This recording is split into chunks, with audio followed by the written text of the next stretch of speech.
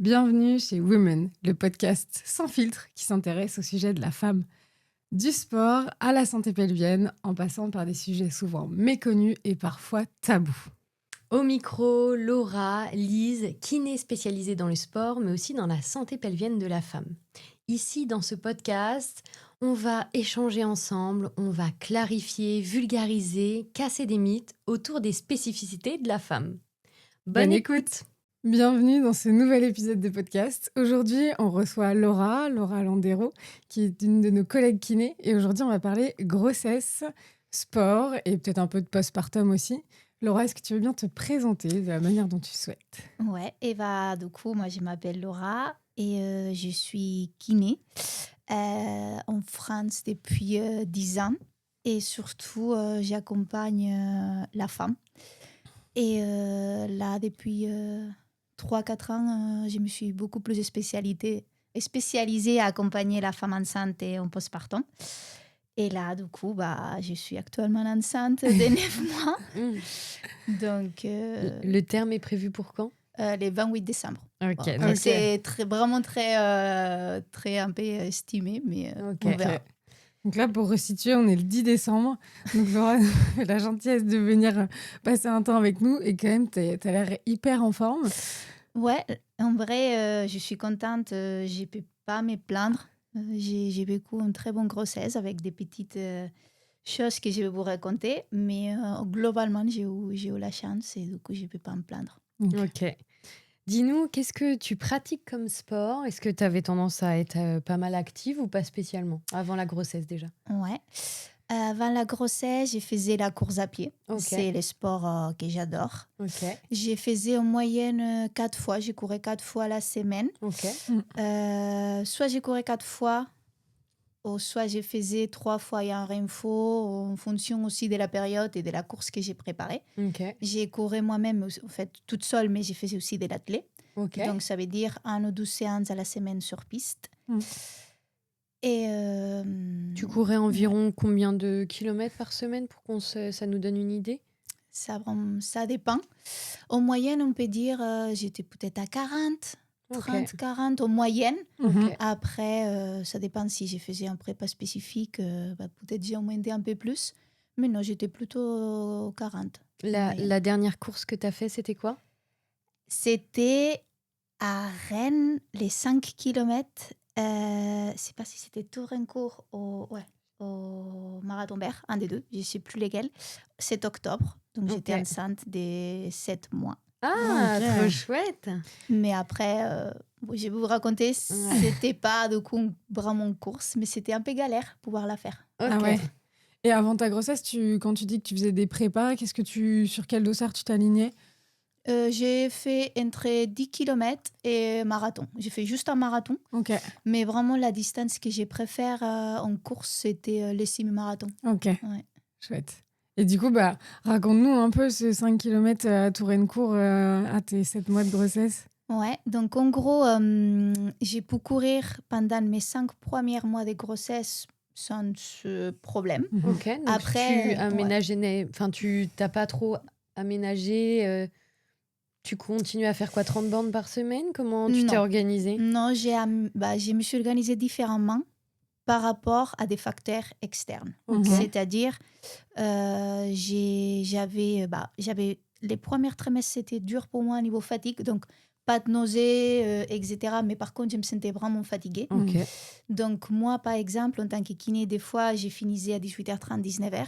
Donc avant, aller courir 10 km, pour moi, c'était ça sortait automatique, et ça me faisait hyper douillant, c'était facile. Que pour des personnes après le boulot, c'est j'ai pas l'envie. Moi, c'était pendant la grossesse, c'était vraiment compliqué. Parce que j'étais fatiguée et du coup, j'adaptais, j'ai fait 20 minutes, une demi-heure peut-être. Donc là, c'était un gros travail sur sur ton exigence, non? De dire quand tu as l'habitude de t'entraîner et tu as l'habitude d'avoir ton planning, de te dire ok, quand même, je vais y aller parce que je sais que ça va faire du bien. Après, tu fais ça de mieux. Mais je me sentais vraiment pas pour faire des kilomètres, rentrer tard, te coucher tard, etc. Donc, juste, c'était la fatigue qui me freinait un peu. Et aussi que j'avais des autres projets à côté qui faisaient beaucoup. Donc, c'était le cabinet. J'étais en train d'écrire un livre sur la grossesse et on a acheté une maison qu'il faudrait rénover. Donc, c'était beaucoup de choses. Tu as fait beaucoup de projets en même temps, en effet. Ouais. Donc, c'était par rapport au temps et la fatigue. Mais sinon, physiquement, jusqu'à les 5e mois, j'ai pu courir bien. Même les premiers trimestres, quand je me sentais bien, j'ai continué à faire mes séances sur piste Ah, de génial. vitesse. Ok. Après, on a la chance de ne pas avoir peur de ce qui peut nous dire les autres, parce que c'est sûr que j'entendais Ouais, justement, on va en parler. sur piste, non, en fait, il ne faut pas forcer. Mais après, quand tu connais ton corps, donc en fait, même on sait que tu peux quand même te mettre un peu dans les rouges. Après, même moi, ma fatigue faisait que je ne mettais pas dans les rouges complets. Mais quand même, j'allais chercher l'intensité. Et je savais qu'il y a une contre-indication parce que moi, à niveau médecin, etc., il y avait une contre-indication pour moi. Ok. Donc j'ai fait ça. Ok. Jusqu'à quand tu as réussi à mettre de l'intensité comme ça sur tes séances? Je dirais les 3 premiers mois. Mais parce qu'après, du coup, c'était l'été. Et du coup, il n'y avait plus d'entraînement. On est parti en vacances, on est parti en montagne. Mais par exemple, on est parti en montagne, j'ai fait des randos des 6 heures. Ouais. Donc, sans problème. Oui. Ok. Après, tu sentais quand même ton cardio. Ouais. Donc, c'était un des indicateurs pour lesquels j'ai su que j'étais enceinte. Pour Ok. la course à pied, j'ai dit, waouh, un footing que d'habitude à cette allure-là, je suis vraiment tranquille. Et là, j'ai senti que le cardio montait beaucoup. Donc, je me suis dit, OK. C'est bizarre. Donc, moi, c'était jusqu'à 3 mois. Et après, en fait, c'était plus que... c'était l'été, du coup, j'ai fait plus des autres activités. Et Ok. du coup, j'ai continué sur des footings Ok. normal.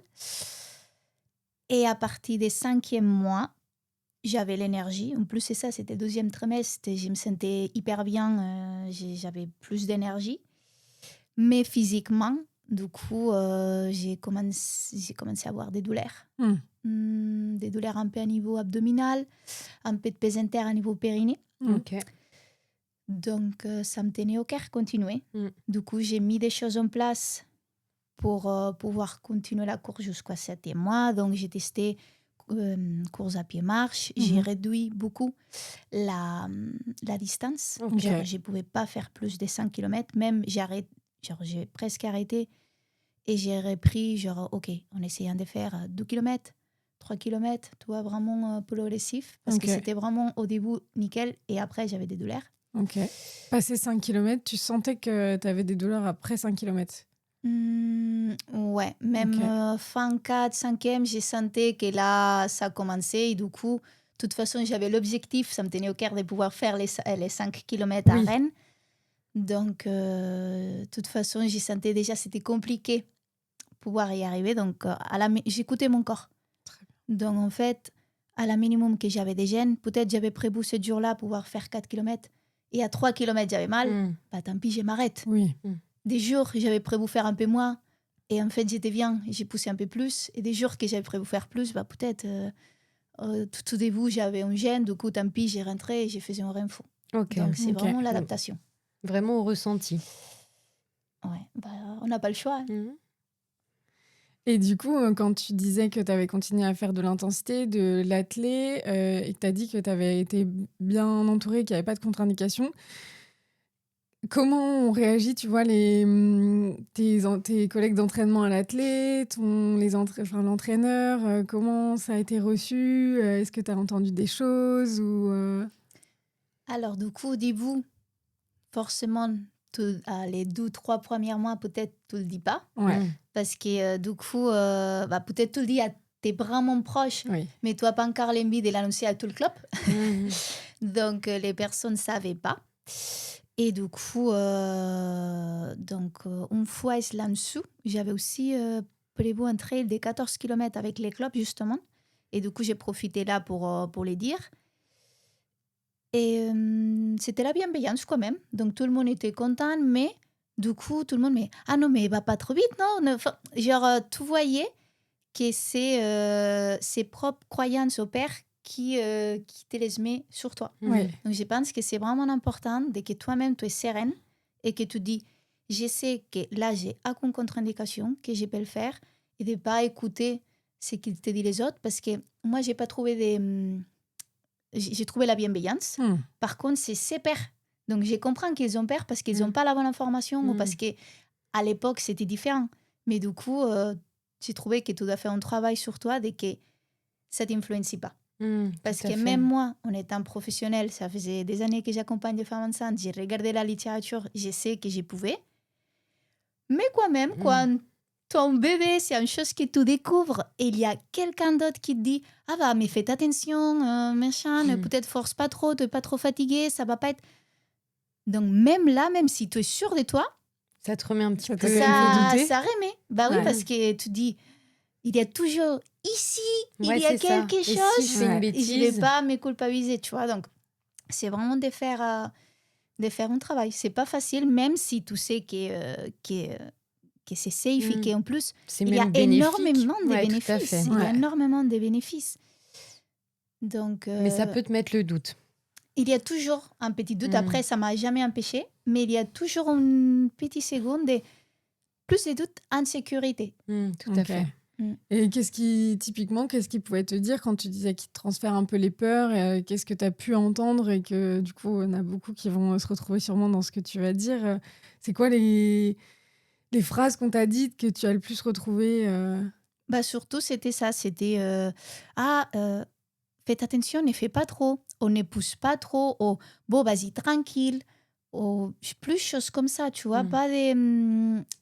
au moins, dans mon cas, j'ai jamais entendu ah non, mais c'est pas bon pour les bébés, à moi. Parce que j'ai eu des patientes qui oui. Et là, c'est le problème. Mais toujours, je pense que la société a un père d'une femme active, une femme enceinte active. Et moi, ça m'est arrivé avec ma gynéco. Parce que du coup, elle savait que j'étais enceinte, que je faisais la course à pied, que j'avais une maison aménagée. Du coup, le week-end, je faisais des travaux, que je suis kiné, donc que tu passes pas mal de journées debout. Et du coup, là, j'ai pu entendre des messages comme disant bah là, peut-être on fait trop. Tu vois. Et du coup, c'est des messages. Là, c'est le seul moment que pour moi, c'était compliqué. Parce que je me suis dit, si je n'avais pas les connaissances que j'aurais eues, peut-être j'aurais arrêté le sport. Tu vois. J'aurais arrêté la course à pied. Mais ça ne m'étonne pas du tout parce que moi, de par expérience, donc... j'étais allée voir ma gynéco. Je voulais pas tomber enceinte, mais elle s'était directement projetée dans ma grossesse. Et elle m'avait dit vous faites quoi comme sport ? Je lui avais dit je fais du crossfit et je cours un peu. Et la première chose qu'elle m'a dit, c'est par contre, il va falloir arrêter le crossfit une fois que vous serez enceinte. Je lui avais dit écoutez, madame, j'étais pas rentrée dans les détails. Je lui avais dit vous savez, je suis spécialisée un peu dans le domaine, donc. Je serais très bien adaptée et je saurais de quoi je suis capable. Et je n'avais pas voulu rentrer dans le débat. Mais je me suis dit, waouh, je ne suis pas enceinte, mais on me dit déjà qu'il va falloir que je stoppe les activités qui me font plaisir. Et je pense que la course à pied, ça fait partie vraiment des sports qui font peur aux gens. Parce que tu vois, on a même des témoignages de nos coachés aussi et de femmes, des copines, à qui leur entourage, tu vois, même tu vois, de la famille, ou des collègues de travail qui ont pu dire non, on court pas parce que c'est mauvais pour le bébé. Est-ce que le médecin est d'accord avec ça ? Des choses comme ça. Ouais, et je trouve que c'est le problème, c'est que c'est des faux croyances, anciennes croyances. Et là, les choses changent. Et du coup, je pense aussi que là, on est dans un système de santé où c'est très bien, on a accès à un médecin, etc. Mais il faut voir que les médecins, ton médecin traitant par exemple, il a énormément de connaissances, mais que la grossesse et les sports, ou le postpartum, les sports, ou la course à pied et la femme, c'est vraiment des trucs très, très, très spécifiques. Donc, en fait, c'est impossible que quelqu'un est formé et bien spécialisé en tout. Et du coup, je pense que peut-être quand tu rentres dans une période très spécifique, que tu es enceinte, que tu veux continuer ton sport, du coup, peut-être, à part de ton médecin traitant, aller chercher un professionnel, ou pas professionnel, sinon quelqu'un qui est spécialisé dans les domaines et qui puisse te donner les bons conseils. Parce que je trouve qu'un médecin ne peut pas non plus toucher à tout. Mais du coup, c'est juste toi savoir ça et du coup, aller chercher quelqu'un qui puisse te donner les bons conseils. Ouais, c'est ça. Et comme tu l'as dit, je pense qu'en tout cas, nous, le ressenti, c'est que les femmes enceintes, c'est vrai, ont besoin d'être beaucoup rassurées parce que leur entourage et même les professionnels de santé qui les entourent sont souvent beaucoup sur le frein, sur l'activité physique. Et donc, elles se questionnent beaucoup. Est-ce que je fais bien, pas bien? Quels vont être les bénéfices? Et puis, elles ont toujours peur de, OK, si je vais trop loin, les conséquences sont importantes. Donc, je comprends que ça les inquiète autant. Ouais, et en fait, là, on a vraiment vécu ma grossesse, je le comprends un peu mieux parce qu'avant, j'avais ça au cabinet. Et en plus, c'est pour ça que j'avais mis en place des séances de réinfo et tout parce que j'avais beaucoup de patientes qui venaient aux femmes que j'accompagnais en dehors du cabinet. Genre, mon médecin m'a dit d'arrêter le sport. Et du coup, OK, des fois, il faut l'arrêter. Des fois, il faut accepter qu'il y a des contre-indications. Mais du coup, je trouve que dans ces cas-là, ton médecin ou ta sage-femme, il te dit vraiment les pourquoi. Oui. Parce qu'on a des contre-indications absolues, on peut dire. Oui. Certaines choses relatives que là, du coup, il faut adapter. Mais je pense que, comme c'est un peu l'inconnu, femme enceinte, tout le monde veut être en la précaution. C'est exactement. Parce que aussi, c'est genre, imagine, moi, j'ai cours, j'ai une fausse couche. Ouais. Et du coup, si je me tombe sur un homme, un médecin m'a dit, je pense qu'il y a un peu ça aussi. Tout à fait. Que tu veux te protéger. Et aussi parce qu'il y a plein de choses qu'on ne sait pas. Mais oui, c'est ça. Quand tu parles des pros de santé, les médecins, ils ont effectivement beaucoup de connaissances.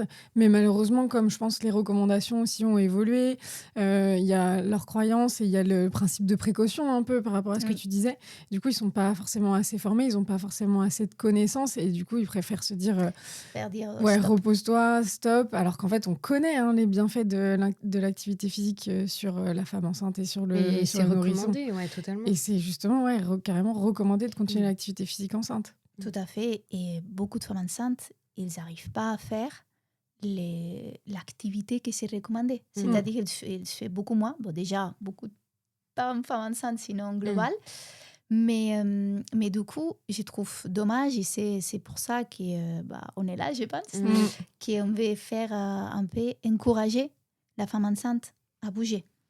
Et du coup, moi, ce que je veux, c'est de faire perdre cette peur à vouloir commencer ou à vouloir continuer. Parce que pour moi, il y a genre deux types. Genre quelqu'un, par exemple dans mon cas, qui faisait un sport et qui veut continuer et que tu ne sais pas comment faire parce que du coup, tu entends un peu tout et du coup, tu es là en te disant, d'un côté, je regarde les réseaux et je vois que c'est bon. Donc, OK, je continue, c'est bon pour moi, c'est bon pour les bébés, etc. De l'autre côté, il y a, c'est pas ma mère ou machin qui m'envoie des messages qui dit « Ah, repose-toi, tu ne fais pas trop. » Et que du coup, tu te fais douter. Là, du coup, tu es un peu entre deux, tu vois. Genre, OK, je sais que c'est bon, mais comment j'adapte Donc, soit tu es un peu dans cette situation et du coup, moi, ce que je recommande, c'est de te faire accompagner, finalement, si vraiment ça te tient au cœur. Et des femmes qui n'ont jamais fait de sport, qui entendent OK, c'est bon pour toi à faire du sport. Et il y a des femmes enceintes qui se disent OK, je ne le fais pas pour moi, mais je le fais pour mon bébé. Parce qu'il y a des femmes qui pensent beaucoup déjà à son bébé et pas à eux. Et du coup, ils se disent OK, mais je n'ai jamais fait de sport de ma vie. Qu'est-ce que j'ai fait? Du coup, évidemment, ils demandent à son médecin ou autre, c'est la personne plus proche. Oui.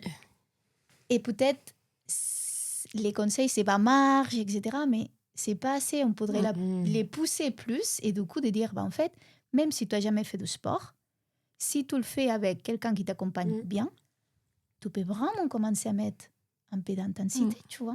En plus, ce qu'on peut se dire, c'est que pour se mettre à l'activité physique enceinte, comme tu dis, des fois, ça peut faire un peu peur aussi, même si on se dit... c'est bon pour le bébé, je vais me mettre au sport, mais par où commencer? Dans les recommandations, c'est 150 minutes d'activité modérée, d'intensité modérée par semaine, associée à du renforcement musculaire. Et c'est là où je trouve que c'est hyper intéressant, le renforcement musculaire. On est toujours en train de louer le renforcement musculaire et d'encourager ses bénéfices. Mais je pense qu'au-delà, c'est plus accessible et ça fait peut-être moins peur de se mettre à faire du renfo enceinte parce que la course à pied, ça peut être super ou trouver une activité d'intensité modérée, ça peut être chouette. Mais je trouve que c'est une belle porte d'entrée que de commencer aussi par du renforcement musculaire parce que ça fait peut-être un peu moins peur. On a l'impression de prendre moins de risques peut-être. Bon, forcément, on ne va pas aller sur du renfo avec des charges ultra lourdes en début de grossesse. Donc, du coup, rien que de prendre des poids qui sont accessibles, j'ai l'impression que ça pourrait lever aussi le frein et que ça pourrait mettre un premier pied dans l'activité physique qui est vraiment important, quoi. Tout à fait. Et en plus, je trouve que pour la grossesse, c'est vraiment le mieux. Genre, parce que par exemple, moi, ça m'aurait fait plaisir courir plus. Mais c'est vrai que pour comme il était placé mon bébé, etc., j'ai commencé à avoir des douleurs au niveau de pubis, plein de choses. Que par contre, les infos, c'est beaucoup plus adaptable. C'est-à-dire, du coup, j'ai arrêté la course à pied à 7 mois et du coup, j'ai continué à faire de renfo. Et même comme j'ai couru moi, je faisais plus de renfo que d'habitude. Et tu as tellement de types d'exercices que tu vas toujours trouver des exercices que tu peux faire sans avoir mal. Genre là, par exemple, hier, j'ai fait une séance. Donc là, je suis plus fatiguée, j'ai mes coudes, je suis vraiment dans les derniers mois. Donc, j'ai fait des séances plus courtes avec beaucoup moins de poids. Mais par exemple, si je sais qu'il y a des exercices type fente qui me peut gêner à niveau un peu de pubis, je sais que si j'ai fait des squats pas très bas, ça ne me gêne pas. Ouais. Et tu peux quand même charger. Donc en fait, tu as tellement de trucs que tu peux aménager que je trouve que pendant la grossesse, les renfos, c'est super important parce que ça prévient beaucoup douleurs à niveau du dos. Ouais. Que c'est une des choses qui gêne plus les femmes enceintes. Qui est très, très fréquent. Surtout quand tu passes, si tu as un travail sédentaire, que c'est pour la majorité.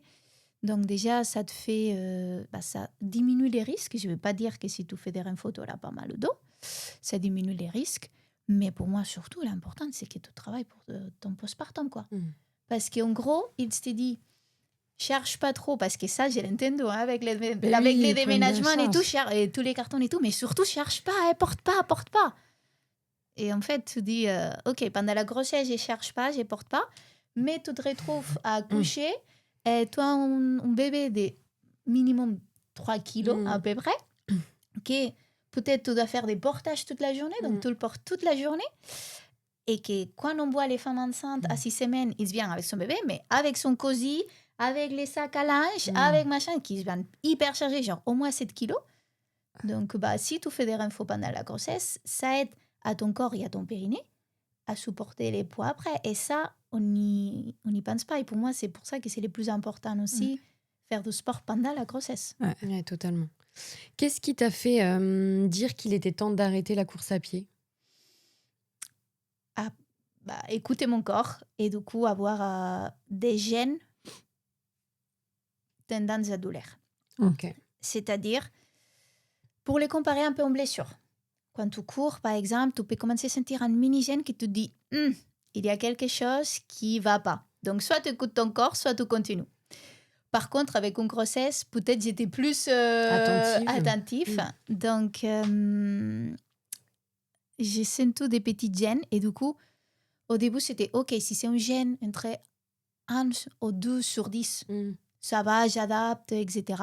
Mais à la minimum que ça passait des 3 sur 10, c'était ma façon à moi de la qualifier. Chacun peut juger différemment. Mais là, je me disais, OK, là, même si tu te sens en forme, parce que pour moi, c'était quand même frustrant, il faut le dire, parce que tu es en forme, tu as l'envie de continuer, ça te fait du bien mentalement, mais ton corps, il te dit, dans cette étape-là, pour X raisons mécaniques, je t'envoie des signaux de douleur. Ouais, donc, ça. c'était, je pense, mon utérus faisait une petite contraction. Okay. Donc, je sentais un peu des douleurs, douleurs à niveau abdominal, un peu à niveau de pubis. Et après, à partir des 6e mois, sensation d'épaisseur à niveau périnée.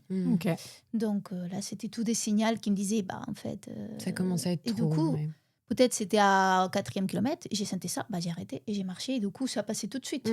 Mais voilà, du coup, j'ai rentré à pied, c'est pas grave, tu vois. Donc, tu as commencé par adapter le plus longtemps que tu pouvais. Et quand tu voyais que la gêne à tendance douleur était trop présente, du coup, tu t'es arrêté de courir à ce moment-là, c'est ça? En fait, j'ai adapté pour faire la course des 5 km. Du coup, en gros, j'ai adapté en course à pied-marche. J'ai adapté la distance. C'est les deux facteurs avec lesquels j'ai joué. Faire des courtes distances et alterner un peu course à pied-marche. Parce qu'on est d'accord que toi, par chez toi, tu n'as pas de dénivelé, donc ce n'est pas la chose que tu as adaptée. C'est ça. Moi, c'était du plat. En plus, je pense que la descente, je ne l'ai pas trop aimée. Ok. Donc, voilà. Je ne l'ai pas trop aimée, franchement. Donc, Ça tombait bien. Ouais. Donc, c'est les 2 facteurs que j'ai adaptés. Et du coup, quand j'ai fait la course des 100 km, c'était franchement bien passé. Mais j'ai eu à partir, c'était les 2 derniers kilomètres, je pense, un peu de gêne. Mais que je pouvais, en fait, c'était des gênes vraiment très faibles. Donc, OK. Mais après, j'ai senti qu'à niveau, voilà, niveau périnée, un peu abdos, après, j'étais pas bien. Et là, je me suis dit, là, même si tu veux continuer, il faut accepter que ton corps t'envoie. En fait, tout le sang. Tout le sang, tu dis, OK, tu as tout fait, tu as tout mis en place pour pouvoir continuer.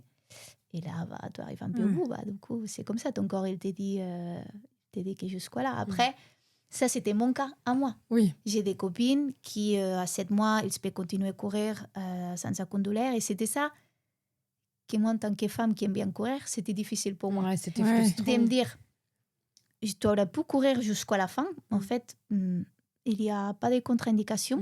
Mais moi, mon corps, il me disait, non. Et comment tu as vécu du coup, parce que tu as parlé de frustration tout à l'heure, là tu dis, bah voilà, on voit qu'on a des copines à côté qui continuent de courir, que toi tu peux pas. Comment tu as vécu ça et quels conseils tu pourrais, donner pour essayer de traverser un peu cette frustration? Après, je l'ai vécu quand même bien parce que je me suis dit, bon, j'ai tout pu courir jusqu'à 7 mois. 5-7, c'était un peu relation difficile parce que tu voulais faire plus et tu peux pas. Mais après, c'est l'acceptation. En fait, c'était de dire, je ne peux pas courir, je cherche des autres choses. Du coup, je me suis mis beaucoup plusieurs infos. Même, du coup, c'est pas non plus facile de faire la même fréquence. Donc, 3-4 fois la semaine, un sport qui forcément, c'est pas le sport qui te motive. Mais après, je disais, j'ai pensé beaucoup à les bénéfices maintenant et pour les postpartum. Ben oui. Et du coup, les conseils, finalement, c'est se dire, tu n'as pas le choix de toute façon. L'important, c'est de s'écouter, de te dire, j'ai mis en place tout ce que je pouvais pour essayer de faire au mieux. Un peu, c'est comme si tu es blessé. Oui. Je ne vais pas comparer du tout la grossesse avec une blessure, évidemment. Mais il y a des moments, je me suis déjà blessée une fois. Et du coup, OK, là, dans ces moments-là de ta vie, ton corps, il te dit non.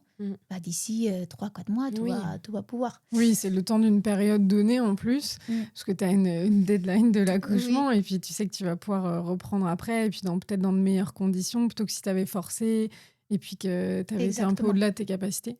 Et justement, avant de parler de postpartum, du coup, comment tu envisages ton accouchement ? Franchement, je ne mets pas des attentes. Okay. C'est-à-dire, je sais que nous, on peut mettre plein de choses en place pour arriver plus en forme, plus préparé. Tu peux utiliser le mot que tu veux pour l'accouchement. C'est-à-dire, on peut faire plein de travail mobilité, préparer ton périnée, tes abdos, etc. pour favoriser l'accouchement. Mais comme j'ai dit aux femmes que j'accompagne, tu peux tout mettre en place, mais l'accouchement, tu ne peux pas le prévoir. Non. Donc moi, j'ai dit, je mets tout ce que j'ai fait de mon côté pour que ça se passe bien.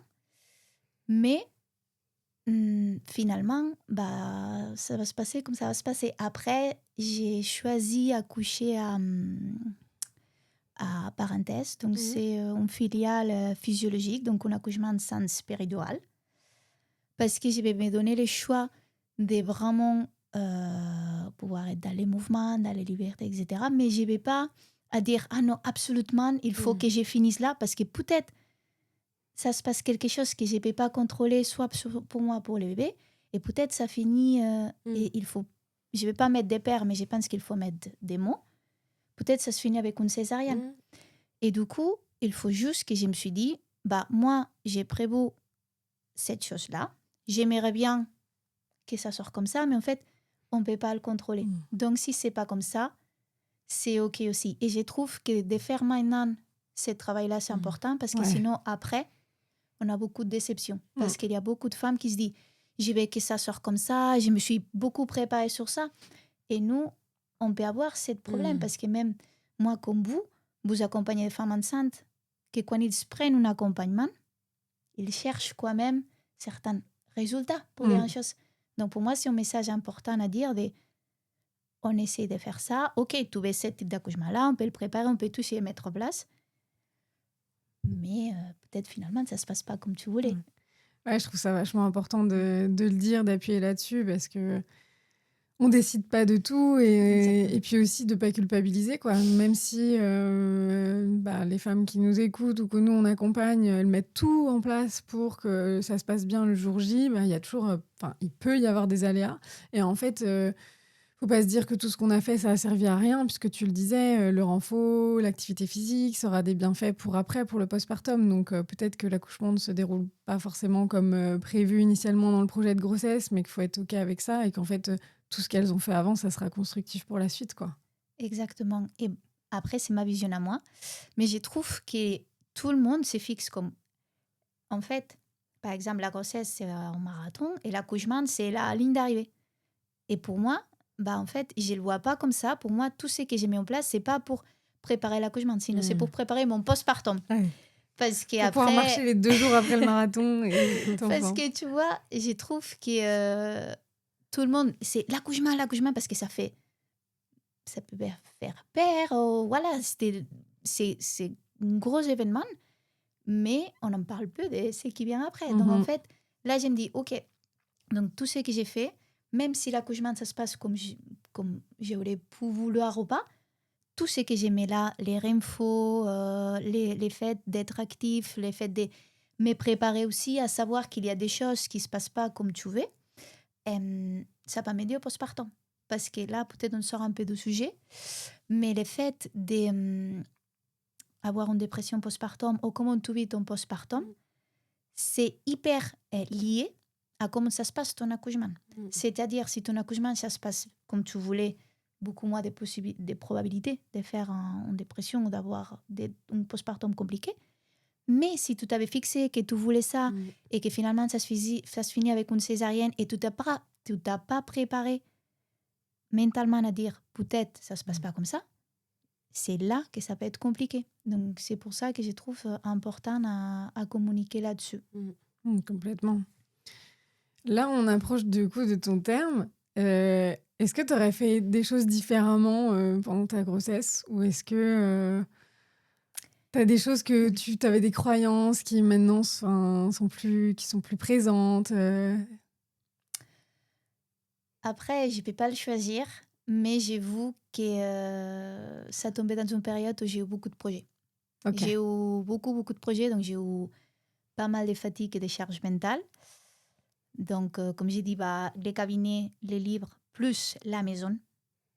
Du coup, il y avait des moments qu'émotionnellement, c'était dur. Parce que quand même, tout ça, les hormones, la sensibilité, donc il y a des moments que j'ai un peu poussé. Mais après, c'était la vie qui m'a ramené toutes ces opportunités-là. Et c'était de très bonnes opportunités, c'était de très belles choses. Mais pour moi, du coup, tu te dis... tout le monde dit profite de ta grossesse. En fait, c'est ça. Tout le monde te dit profite de ta grossesse. Non, mais les trucs horribles. Genre, profite de ta grossesse, dors maintenant que tu peux, parce qu'après, tu pourras pas. Et là, tu passes des nuits, des mauvaises nuits, parce que moi, des fois, j'ai dors mal et du coup, tu te dis, mais... Mince, on m'a dit de me reposer, de profiter. Oui, donc c'est beaucoup le message, je pense, des profite, prendre du temps, etc. Ouais, il y a beaucoup, je pense, d'injonctions autour de la grossesse où tu dois faire comme ça. Et c'est vrai que les femmes, un peu comme toi, qui est carriériste, qui a envie de continuer à bosser, qui est bosseuse, qui est active. Et ça, c'est un problème. C'est ça. Autant physiquement que dans côté professionnel et dans ta vie, tout simplement, personnelle. Je trouve que c'est vrai qu'on nous met des freins en disant, tu vas pas profiter de ta grossesse, on projette déjà des peurs qu'ils ont peut-être, tu vas t'en vouloir, ou ça devrait pas se passer comme ça, alors qu'en fait, on fait déjà d'une ce qu'on veut. Et puis surtout que tu n'avais pas envie de stopper les activités que tu aimais, j'imagine. Enfin, tout ça, pour toi, tu avais envie de tout faire. C'est ça. En fait, je me suis dit, la vie m'a ramené beaucoup de choses, mais je pense que j'ai un caractère que sinon, j'allais chercher des autres choses à me couper, tu vois.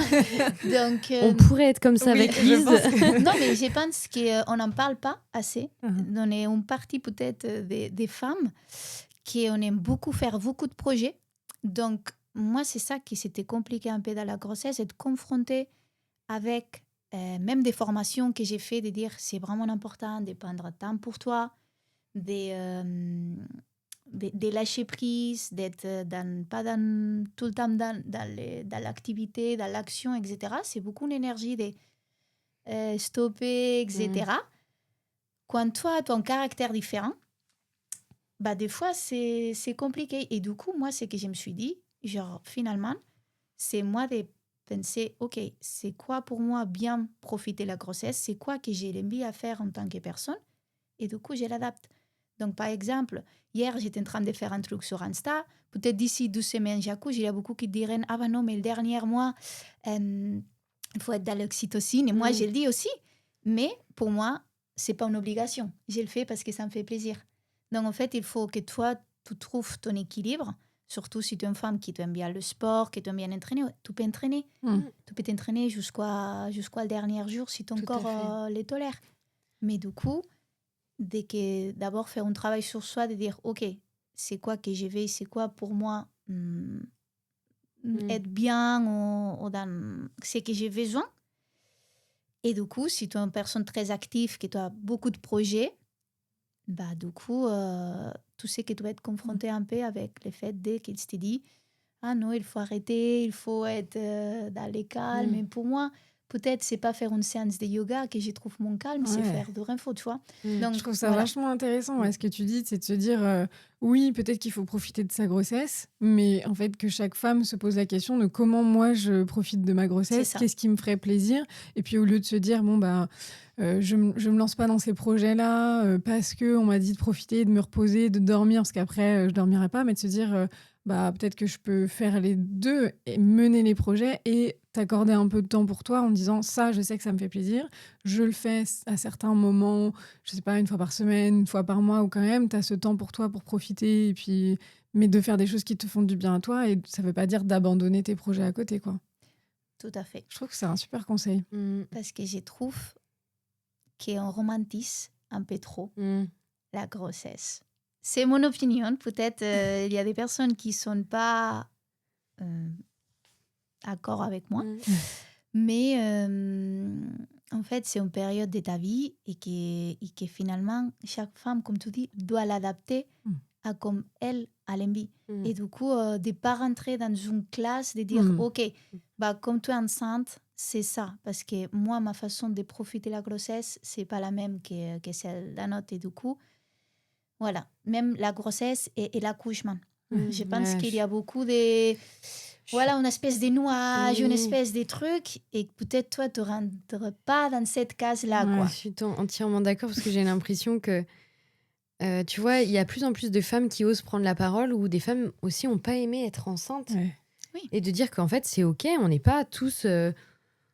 tout obligé de, voilà, comme tu dis, un peu même dans les films où la femme enceinte, elle porte plus, elle bouge très peu, tout le monde prend soin d'elle, elle doit être dans un petit cocon, dans une bulle, protégée, et qu'en fait, on est toutes différentes et qu'on doit s'adapter à nos besoins et à ce qui nous fait plaisir, et que si on n'aime pas être enceinte, c'est OK. Enfin, je veux dire, on ne devrait pas se forcer pour les autres, on a le droit de dire qu'on n'a pas aimé, et de faire ce qui nous plaît. Je pense que c'est la priorité. Je pense que les femmes s'oublient parce que c'est très médicalisé, je pense. Et là, d'un coup, tout le monde se concentre que sur nous. Tu vois, vu qu'il n'y a pas encore le bébé, une fois, enfin, en tout cas, nous, on a remarqué qu'une fois que les femmes accouchent, bon, la femme, on n'en prend plus beaucoup soin et on est focus sur le bébé. Mais en prépartum, en fait, on est omnubilé par la femme enceinte et elle se doit un petit peu de suivre des règles qui sont pas tant que ça fondées comme on a pu voir, quoi. Ouais. Et du coup, c'est ça. En fait, je suis tout à fait d'accord avec toi. Et du coup, finalement, je pense que ça passe pour faire un travail sur toi, pour dire, OK, bah, s'il y a des choses que je sens qui ne sont pas alignées avec ce que la société dit, c'est OK. Et moi, quand ils me demandent comment ça se passe ta grossesse, etc., je dis, bah, écoute, ça se passe bien, c'est vrai, j'ai pas de nausées, j'ai pu faire vraiment beaucoup de choses. Mais, et j'ai dit ici ouvertement, des fois, c'est compliqué parce que je suis une personne très active. Donc, des fois, pas pouvoir courir jusqu'à la fin, c'était dur émotionnellement pour moi parce que ça me faisait du bien. Et du coup, je ne pouvais pas faire ça. J'ai des douleurs à niveau un peu du pubis qui me limitent. je suis plus fatiguée que d'habitude, donc je sens que mentalement, je peux faire moins de choses. Et pour moi, c'est frustrant. Donc, que je ressens ça, ça ne veut pas dire que je ne profite pas de ma grossesse, que je n'ai pas hyper l'envie d'être une bonne mère, etc. C'est juste que pour moi, que je suis une personne active, me sentir limitée physiologiquement, parce qu'il y a des changements physiologiques, et c'est comme ça. C'est un travail à faire. Et du coup, je pense qu'il faut le dire, il faut oser à... Moi, je le dis à mon entourage, et j'ai la chance d'avoir un entourage bienveillant qui comprenne. Ouvert, Mais des fois, peut-être tu peux dire ça, et tu peux dire... tu peux avoir peur à te sentir jugée. Donc, moi, je n'ai pas cette peur-là. Mais je pense qu'il y a beaucoup de femmes qui ont peur à dire non, je ne le vis pas bien pour ça. C'est pour ça, c'est super important que toi t'en parles. C'est super important quand Laura disait qu'il y a des femmes qui n'ont pas aimé être enceintes. Moi, je trouve que, on se doit d'entendre et d'écouter. Et que oui, c'est un temps donné, mais c'est pas forcément... On peut pas dire à une femme enceinte, bah, c'est normal, t'as des douleurs, c'est normal, tu peux plus courir. Enfin, on se doit d'écouter, de se dire, ok, on comprend que ça puisse être dur pour toi et d'essayer de, je sais pas, trouver des petites solutions pour bouger un peu différemment, même si ça peut être frustrant forcément, mais je trouve que c'est important d'en parler et c'est important d'écouter et que, voilà, comme disait Laura, la grossesse, c'est pas être sur un petit nuage tout rose tout le temps. Et du coup, c'est vraiment bien que tu prennes la parole là-dessus et que je trouve quand même de plus en plus de femmes nous disent ça a été dur, la frustration, j'ai pas trop aimé. Alors, il y a des périodes qui sont incroyables aussi, mais c'est important de parler de ça. Et puis, je trouve que c'est vraiment bien de mettre l'aspect, nous, on met en tant que kiné, et toi, la première, je le sais, on met beaucoup l'aspect sur le côté physique, faire de l'activité physique, mais je trouve ça vraiment chouette qu'on ait abordé ce sujet du côté de la santé mentale, en fait, de la femme enceinte, qui est peut-être... on creuse pas assez, et encore moins sur le postpartum, je pense, mais je trouve ça trop bien qu'on ait échangé là-dessus parce qu'en fait, ça fait partie du bien-être de la femme, cette période-là, et je pense que c'est important qu'on en parle et qu'on soit libéré là-dessus. Et que tout va lier, parce que plus d'activité physique tu fais, moins des risques de dépression postpartum après, ou même pendant la grossesse. Donc, moi, par exemple, si là, il y a une femme qui vient en postpartum, qui me dit, est-ce que je peux répandre le sport? Je vois qu'à niveau périnée, peut-être, il y a un peu des trucs qu'il faudra faire. Ou, je préfère même de dire, OK, bon, on commence plus vite parce que ça va lui faire du bien mentalement. Et après, on voit comment on adapte. Donc, en fait, je pense que la clé dans la grossesse, quand tu tombes sur des choses comme ça, j'ai mal au dos, je ne peux pas faire ça, je suis frustrée parce que je ne peux pas faire ça, au lieu de dire, oui, c'est normal, de dire, OK, qu'est-ce que je peux mettre en place pour l'aider, pour changer ou pour aménager les trucs pour que la femme continue à faire ce qui lui fait plaisir, parce que c'est surtout mentalement. Mais vraiment, je trouve que ça, c'est super important. C'est pas que le bien-être physique. Qu'on ne tient pas assez en compte l'importance d'un sport pour une femme à niveau mental. Et du coup, il faut se dire, OK, comment on peut adapter pour que ça continue à faire du bien. Totalement. Et comment tu vois, toi, là, ton postpartum? Est-ce que tu as anticipé des choses pour qu'il soit dans les meilleures conditions? Du coup, j'ai fait là maintenant tout le travail de force, etc. Donc là, c'est que j'ai fait aussi, j'ai fait un travail maintenant sur les périnées. Donc, des travails un peu de force, conscience, mais surtout beaucoup de mobilité pour relâcher. J'ai travaillé mes abdos. Et après, j'ai vraiment des idées en tête. Après, je n'ai pas un planning fixe parce que c'est pareil, on rentre un peu dans l'inconnu. Et moi, je suis une personne qui a tendance à planifier les choses. Et du coup, par contre, là, avec accouchement et postpartum, je me suis dit, OK, ce n'est pas le moment où tu peux planifier parce que si tu planifies beaucoup, tu te mets des attentes et après, tu risques d'être déçu. Donc, je ne vais pas être déçue parce que j'ai vu ça avec beaucoup de femmes que j'accompagne. Donc, j'ai des idées et j'essaie qu'après, c'est que là, j'ai fait maintenant de travailler mon périnée, commencer à travailler précocement mes abdos, ma mobilité, la respiration. Tout ça, c'est des exercices que je connais, que je voudrais mettre en place en postpartum immédiat. Je ne sais pas si peut-être les jours d'après ou la semaine d'après, en fonction de comment ça se passe. Mais pendant les premières 6 semaines, j'ai anticipé ça. Donc, j'ai parlé beaucoup avec mon conjoint de dire, OK, comment on peut faire pour chaque jour avoir 15 minutes chacune, solo, pour pouvoir faire ça. C'est C'est chouette, bien d'en c'est avoir trop bien, discuté, je ouais. trouve, d'en Parce discuter ouais, en amont. Parce que c'est vrai qu'il y a beaucoup de parents, je pense, qui se retrouvent avec comment on fait. Et en fait, c'est vrai que vu qu'ils l'ont pas anticipé ou même pas échangé sur le c'est ça. sujet, ça peut être même un conflit. Et que chacun se dise, OK, j'ai le droit de prendre un temps pour moi, même si c'est tout petit, juste pour moi, pour me retrouver, pour faire quelque chose qui me fasse plaisir, parce que je pense que ça peut être une des clés pour que ça se passe bien. Oui, parce que nous, en tant que professionnels, on accompagne des femmes et on dit, OK, fais ces exercices-là. Mm. Mais si la femme n'a pas le temps, n'a pas 15 minutes pour les faire, c'est pas que peut-être elle ne veut pas, Mm. sinon Qu'elle peut pas. elle ne peut pas. Et du coup, moi, j'envisage faire l'allaitement. Donc, quand même, du coup, c'est plus prenant. Tout à fait. Donc, on a échangé avec mon conjoint. OK, comment on fera pour 15 minutes. Après, on a trouvé des petits outils que peut-être ça ne sert à rien finalement. Et, voilà, mais au moins, on sait que moi, j'ai besoin de 15 minutes au moins pour moi en solo pour faire mes trucs. Mais parce que aussi, je sais que moi, il y a des moments que j'ai besoin d'être toute seule dans la journée.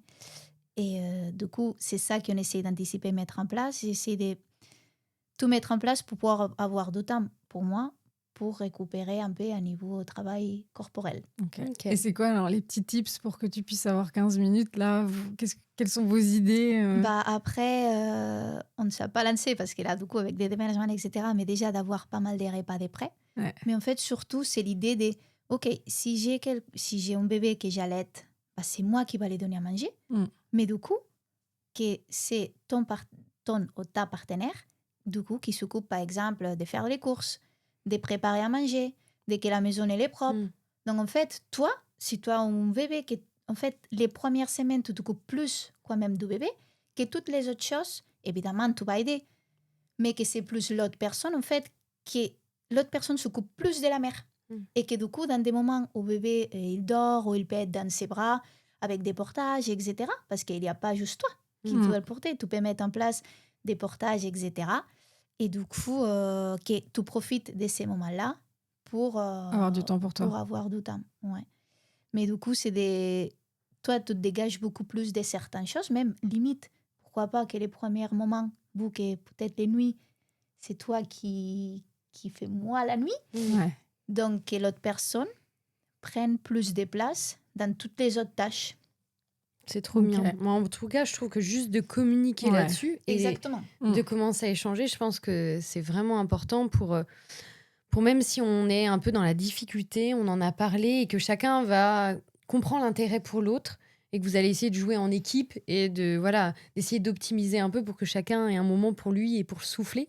Je trouve ça bien, de mettre ça en avant parce que c'est vrai que une fois que la femme accouche, souvent on est tellement concentré sur le bébé qu'on oublie un petit peu la maman qui a vécu quand même quelque chose d'assez important et de chamboulant pour son corps, tant au niveau physique qu'émotionnel. Et donc je trouve ça chouette que tu aies anticipé ça, même si on sait très bien que ça se passe pas toujours comme prévu. Oui, mais au moins vous avez des idées et le fait d'avoir communiqué, je trouve ça vraiment chouette. On te souhaite d'avoir 15 minutes ou plus par jour pour J'espère. toi, ça c'est sûr. Après, c'est ça, c'est sûr que tu ne peux pas anticiper. Donc, peut-être tout ce qu'on a planifié un peu, c'est complètement différent. Mais au moins, le débat, il est fait. Et du coup, tu sais que, OK, moi, je vais. Et pour moi, comme de son côté, je trouve que des deux côtés, c'est important de dire, Bien OK, sûr.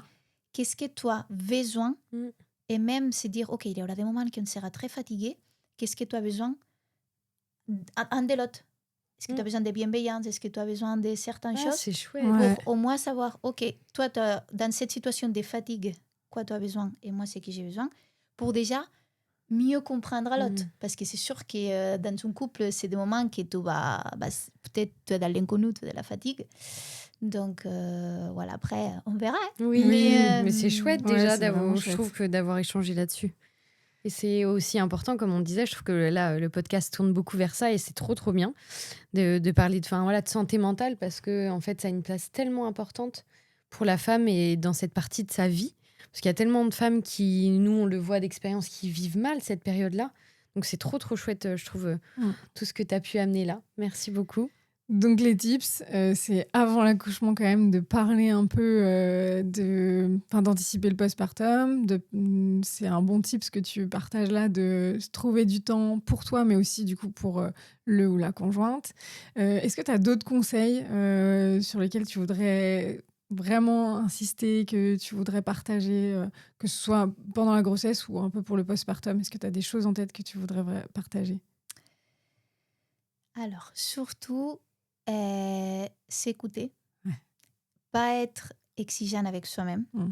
de se dire, OK, je peux continuer à faire du sport jusqu'à la fin s'il n'y a pas des gros contre-indications, etc. Et ça, si tu vas chez le médecin, il te dit d'arrêter, demander vraiment pourquoi et te renseigner que c'est vraiment en cause d'arrêt. Médical, ouais. Exactement. Et du coup, de quoi même planifier, parce que je trouve que si tu planifies pas tes entraînements, tu tombes très vite sur ah, je suis fatiguée, etc. Donc, Et je fais pas. ouais, et du coup, la grossesse, ça peut être aussi une cause de justification de dire oh, comme je suis enceinte, je suis plus fatiguée, je le fais pas. Tu peux tomber très rapidement là-dessus. Donc, quoi même planifier, mais en étant un peu moins exigeante. C'est-à-dire, ok, j'ai planifié de faire ça, peut-être aujourd'hui, ça passe pas. Bah, j'adapte, j'ai fait moins longtemps, j'ai fait plus facile. Donc, je trouve que c'est de se dire, il faut y aller, tu peux continuer à t'entraîner, mais par contre, voilà, il faut apprendre à savoir que peut-être tu peux tout faire comme tu avais prévu, ou peut-être ça t'arrive comme à moi et qu'il faut adapter et que c'est OK aussi.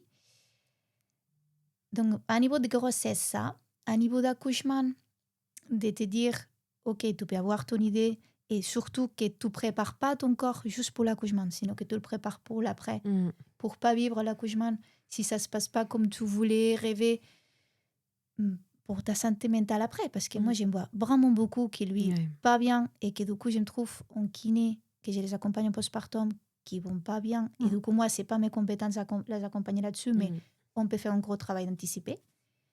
Et du coup, pour les postpartum, de dire, depuis la première semaine, si tout se sent bien, je dis pas que tu vas courir, non, mais je dis que tu peux commencer à travailler ton périnée, tes abdos, ta mobilité, etc. Donc ça, c'est mes 3 gros messages que je voudrais dire. Je ne sais pas si vous voulez dire aussi quelque chose en plus par rapport Écoute, tu vois, on est assez ça. en phase avec toi, hein, et je trouve que du coup, comme vous disiez, le fait de parler de santé mentale, c'est vraiment important. Le fait d'avoir des idées, comme tu disais, et pas forcément des exigences par rapport à tes attentes sur tes entraînements, de se dire, OK, c'est une période, c'est un temps donné, je fais ce que je peux pour que ça se passe bien, mais c'est OK si ça se passe pas comme prévu sur le papier. D'anticiper, mais sans se mettre trop la pression. Et puis, ouais, comme toi, on est aligné sur le fait de continuer de faire du sport enceinte, de bouger, mais d'adapter, de trouver des petites astuces. Et je trouve ça sympa aussi que tu dises le fait de planifier et du coup, de se faire accompagner potentiellement pour pouvoir bouger. Ça prépare le corps physiquement, ça prépare mentalement, ça prépare l'après, sans se mettre la pression non plus, de s'écouter. Je trouve que ça, c'est vraiment bien aussi de préciser là-dessus, parce que tu l'as dit tout à l'heure, il y a des fois, il y a des séances, tu avais prévu 5 km, il n'y en a que 3 qui vont passer, ou tu avais prévu, le 2 jours après, tu avais prévu que 3 km et en fait, tu te sens bien, tu vas jusqu'à 5. Je trouve que s'écouter, le ressenti, c'est tellement variable aussi d'une semaine, d'un jour à l'autre, c'est vraiment important. Et pour ça, je pense que c'est vraiment une période où il faut savoir, si tu n'es pas professionnel ou si tu ne te connais pas énormément, je pense que c'est un bon investissement sur toi d'investir avec quelqu'un qui t'accompagne. Parce que si tu dis, OK, j'ai mal, j'ai cours 3 km, j'ai mal, les plus fréquents, ça va être, j'ai mal, j'arrête.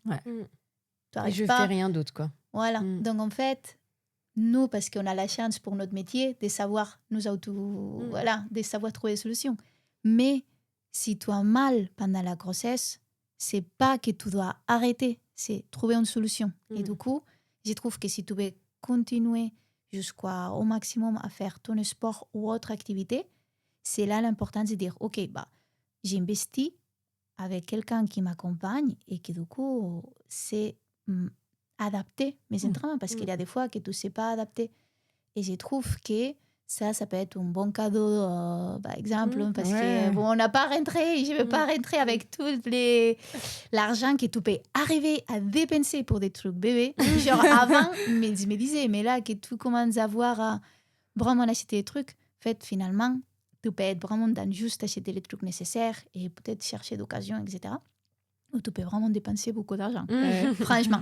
Donc, de se dire, bon, du coup, j'achète peut-être le principal et j'investis sur ta ma santé santé. à moi. Parce que si toi, tu es bien, et c'est ça que je voulais aussi vraiment faire voir, que on cherche, tout le monde nous achète des choses pour les bébés, pour que le bébé il est bien, mais la santé de ton bébé passe pour être bien toi-même. Donc, si tu es bien dans ton corps pendant la grossesse, le sport, ça fait aussi une bonne image de soi. Parce que, on n'a pas parlé, on va pas parler, mais l'image de soi a changé.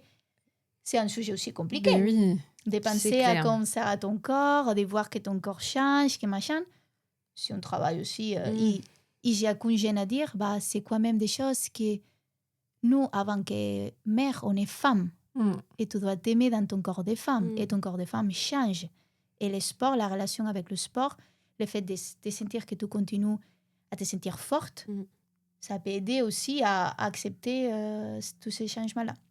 Donc, mais pour pouvoir le faire, beaucoup de fois, il faut passer pour dire, OK, bah, j'investis avec quelqu'un qui j'ai confiance, qui m'aide à continuer à bouger jusqu'à la fin.